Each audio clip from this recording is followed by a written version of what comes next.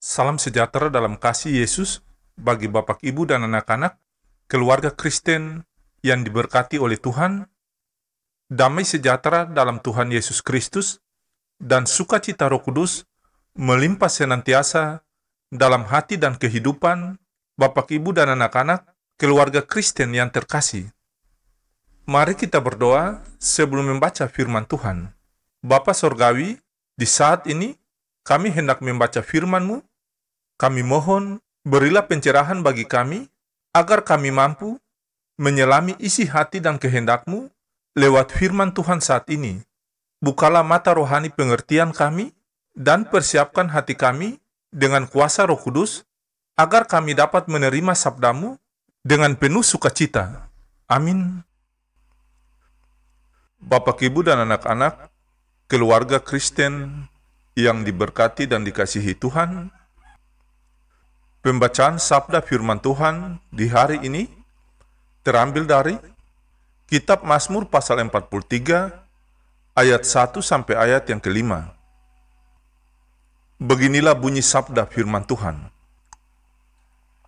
Berilah keadilan kepadaku ya Allah, dan perjuangkanlah perkaraku terhadap kaum yang tidak saleh. Luputkanlah aku dari orang penipu dan orang-orang curang. Sebab Engkaulah tempat pengungsianku, mengapa Engkau membuang aku? Mengapa aku harus hidup berkabung di bawah impitan musuh? Suruhlah terang-Mu dan kesetiaan-Mu datang, supaya aku dituntun dan dibawa ke gunung-Mu yang kudus dan ke tempat kediaman-Mu. Maka aku dapat pergi ke mezbah Allah, menghadap Allah, yang adalah sukacitaku dan kegembiraanku, dan bersyukur kepadamu dengan kecapi, ya Allah, ya Allahku. Mengapa engkau tertekan, hai jiwaku, dan mengapa engkau gelisah di dalam diriku? Berharaplah kepada Allah, sebab aku bersyukur lagi kepadanya, penolongku dan Allahku. Demikianlah sabda firman Tuhan di saat ini. Tetapi hendaklah kamu menjadi pelaku firman, dan bukan hanya pendengar saja. Sebab jika tidak demikian, kamu menipu diri sendiri. Amin.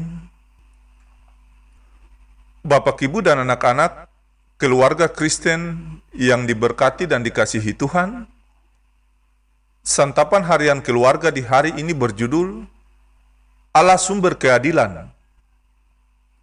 Keluarga Kristen yang diberkati, setiap orang ingin diperlakukan seadil-adilnya. Akan tetapi, perlakuan tersebut tidak dirasakan oleh pemazmur, sebab ia mengalami penderitaan dari musuh yang dia sebut dengan kaum yang tidak saleh, orang penipu, dan orang curang. Penderitaan yang dihadapi oleh pemazmur juga dialami oleh Yesus, diolok-olok, dipukul, dan dihujat. Namun Yesus menjalani penderitaan itu dengan ikhlas, sebab ia secara sadar mengetahui tujuan kedatangannya ke dunia.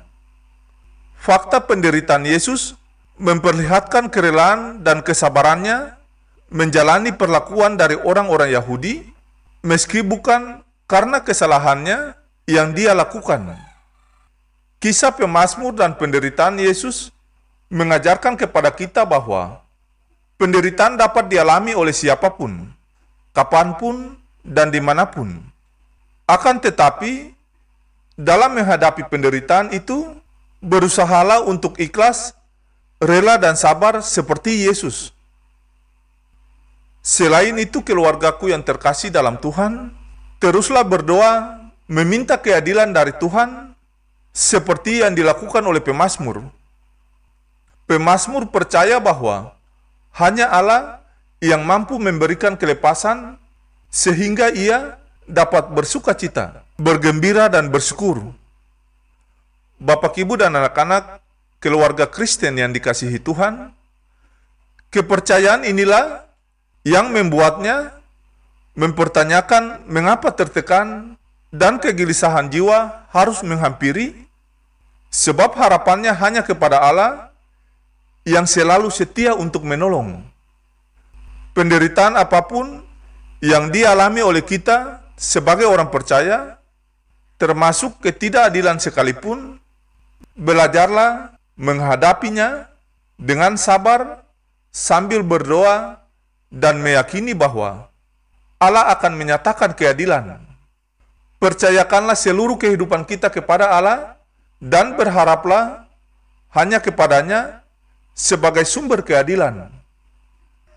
Ya Bapa di dalam kerajaan surga, kami mohon mampukanlah kami menghadapi persoalan hidup dan terus meyakini bahwa Engkau akan menyatakan keadilan kepada kami. Semoga Allah sumber damai sejahtera segera akan menghancurkan iblis di bawah kaki-Mu.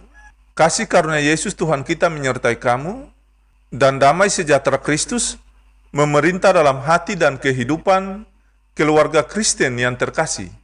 Amin.